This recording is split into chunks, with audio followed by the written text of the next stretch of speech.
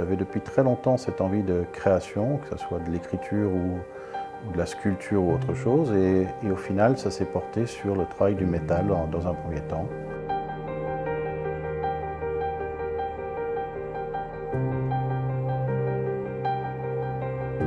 Un jour je suis à New York et j'ai un changement d'avion et je pars à Brooklyn dans une brocante que je connaissais déjà.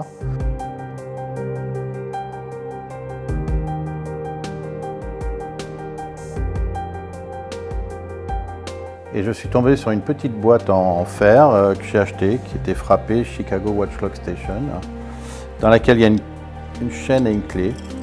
C'est devenu un petit peu ma boîte fétiche, parce que c'est à partir de cette boîte que j'ai créé un de mes plus beaux luminaires.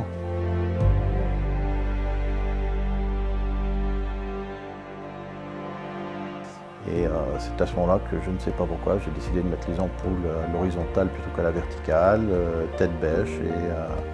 Et ce modèle est vraiment devenu un modèle phare, puisque je mets chaque fois un objet différent, soit à la demande, soit selon ce que je trouve, ce que je chine ou des idées qui me viennent, et les décliner dans différentes tailles et différents modèles.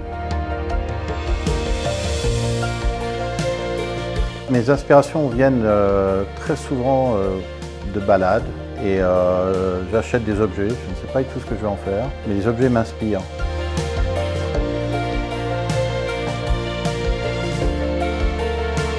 J'ai aussi des personnes qui m'amènent un objet, qui me demandent de faire du sur-mesure, que ce soit un appareil photo de famille, que ce soit une petite voiture. L'objet est unique d'abord, il est avant tout sentimental pour ces personnes et moi je crée pour leur univers à eux. J'ai évolué des luminaires vers les meubles, donc j'ai fait le design de table basse, de nouvellement d'une chaise aussi, et je pense à créer des modèles un peu différents dans le mobilier.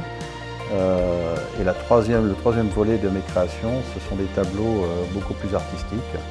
Alors je pars d'un vieux tableau que je refais et j'y intègre des fonds de montre, j'y intègre un violon, j'y intègre plein de choses différentes. C'est vraiment au fil de l'inspiration ça par contre, hein. C'est vraiment, on va dire que c'est une création beaucoup plus artistique que du domaine du design.